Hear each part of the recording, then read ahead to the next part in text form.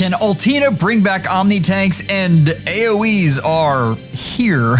Let's talk about this madness. First up, we have, of course, ALTINA, because of course. This is an amazing omnitank, and she has all of the skills you really want, save for one.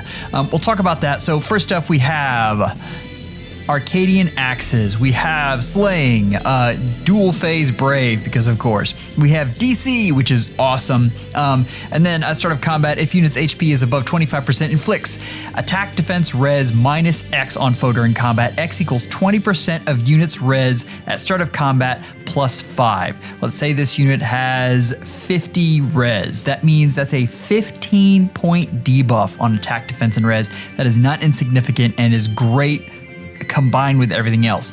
And also, if foe's attack can trigger foe's special, and if res is greater than foe's res, plus 5, inflicts scowl on foe before foe's first attack during combat.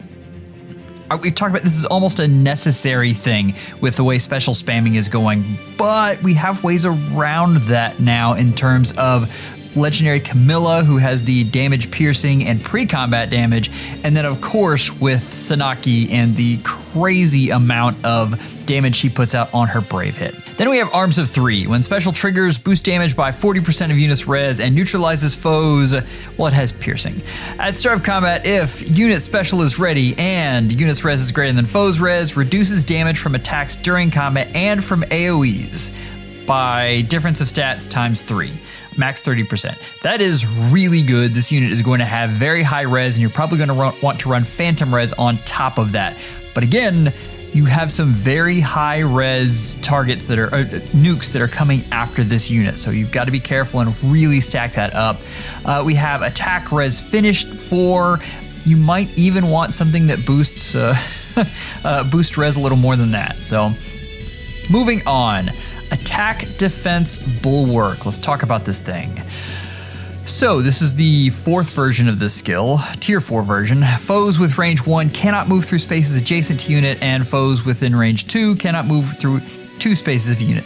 This is, if you remember, this was the answer to saves not being in the meta anymore. Saves got nerfed by Embla, and they were like, hey, here are some bulwark skills to help you out. The problem was they didn't have enough to really compensate for, say, the dodge 4 skills or even the dodge 3 skills. You really needed that other stuff. This does not have that problem. Inflicts attack, defense minus 4 on foe. If you're keeping track, that's a total of 19 attack and defense they are debuffing there. And reduces damage from foe's first attack by 40% during combat. That is great. So, has everything you need but flat damage reduction. And that would have really been the icing on the cake here.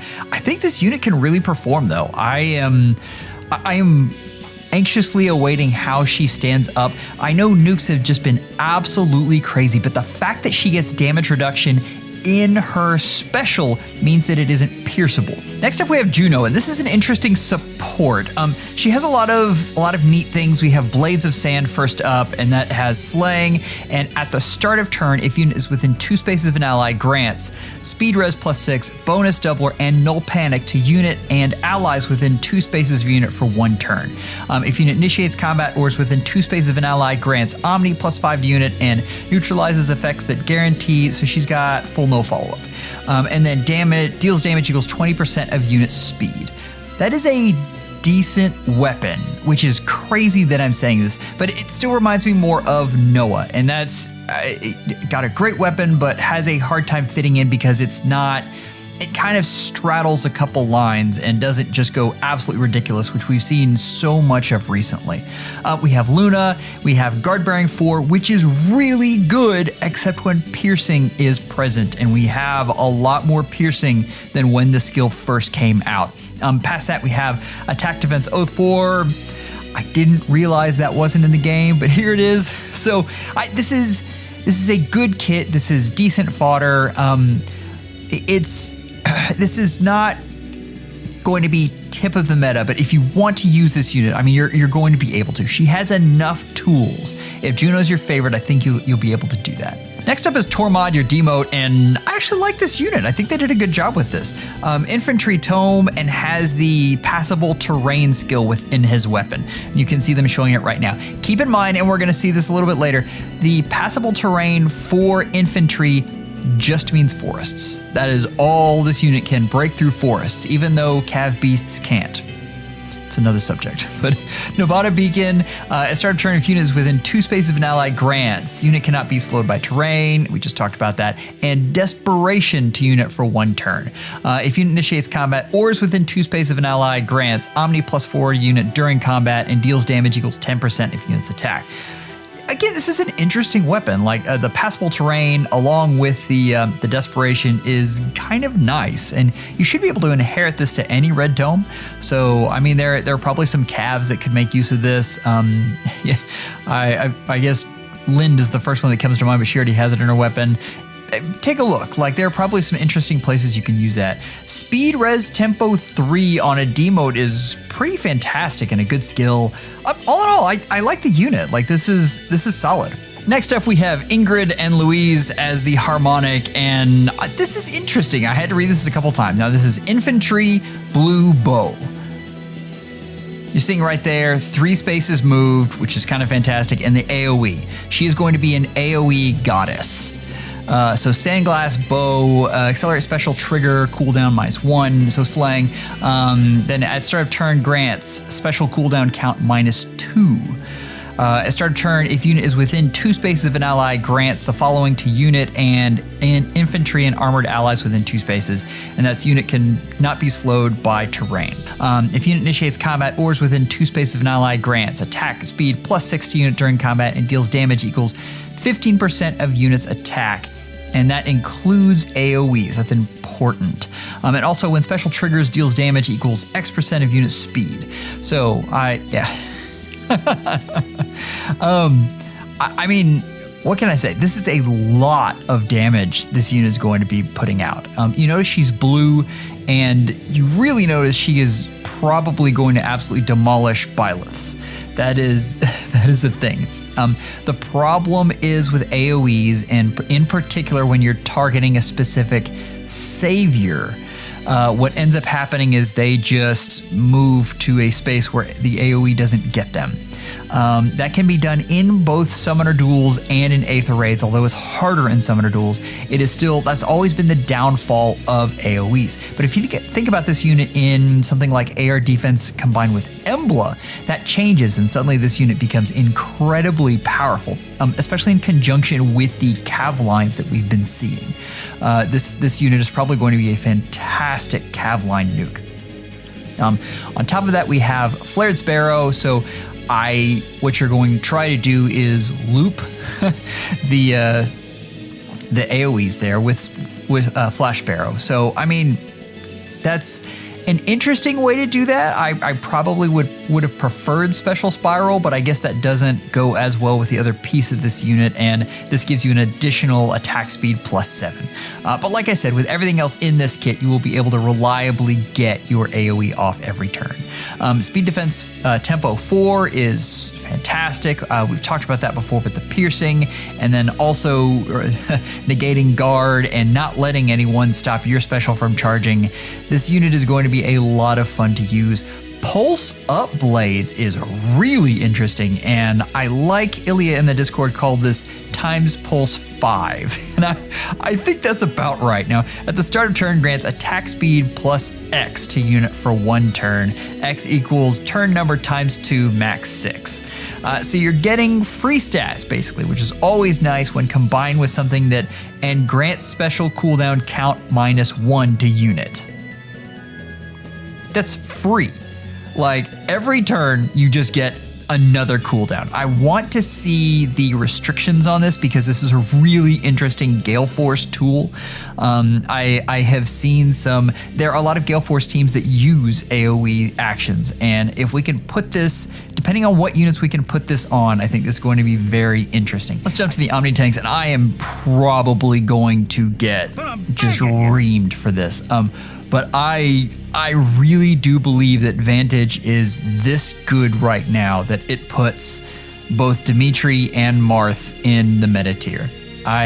it is really the only reliable way to omni-tank in the current meta. And I understand, yes, ALTINA is a good unit. That is a very good rank right there. But I like Vantage that much more. It is debatable. The only problem I have putting Marth right there is he takes a lot of investment. If you are counting investment in there, then I would bump him under ALTINA. But with some of the skills you have, bonus doubler 4, for instance, is really, really good on him. I honest to God have Dimitri as the best Omni tank in the game right now, just because it is really, really difficult. Hey, we're gonna get this unit in, we're gonna test them. I'll tell you if something changes and I think that this is actually the greatest Omni tank ever.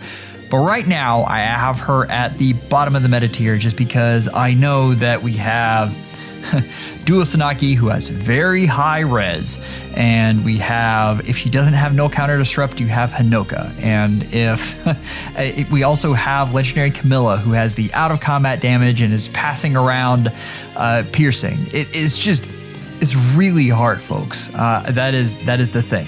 So we'll see. Again, I know you ALTINA fans are out there. In fact, if you get good replays, seriously, send them to me. I love seeing that stuff. Okay, let's talk about our next unit, which is Juno. And okay, understand supports are ridiculous right now. So these are really good supports, but I still, for what she does, I have her towards the bottom of this. I'm not seeing it. I really do think Camilla is the best support in the game right now, which is just scary for me to say. I'm a huge fan, and I mean, you've seen these other guys time and time again. There are a lot of really, really good supports. Next we have Tormod, and I mean, I like this unit. I was really, really close to putting this unit in tier 1. The problem is those units have preference weapons and really, really good. They have use cases that are good. I have an issue that Tormod, where am I going to use him? He's a good nuke and I can see some fun things to do with him, but I'm not quite seeing it. But I still think this is a great unit and excellent fodder. Last but certainly not least. So this is crazy that in this day and age, I am dropping Claude down to the bottom of the meta tier for this Ingrid. And I think this Ingrid is going to be really good because of the units that she has to face. Keep in mind that blue color, I mean, that is really, really good against Byleth, and that is the #1 tank you have right now. They are everywhere. We saw it in the stats for Summoner Duels, most used there, and I mean, you guys have seen him around Aether Raids everywhere, offense and defense. This unit is so pervasive, and here is a good counter. Again, there's still ways around that. We've talked about that with far saves, but we have a lot of things that can help that along. So this is a good unit. I like her a lot. I think she's definitely the star of the banner. ALTINA has possibly the highest ceiling, depending on what we see out of how good she is as an Omni tank. But I like this unit a lot. If you want to look at the meta and what it's doing right now, I just had a whole episode on that. Go check that out. And Summoners, I thank you so much for stopping by. Members, you are amazing, and thank you for all you do. Take care and schedule an appointment with your FEHologist real soon.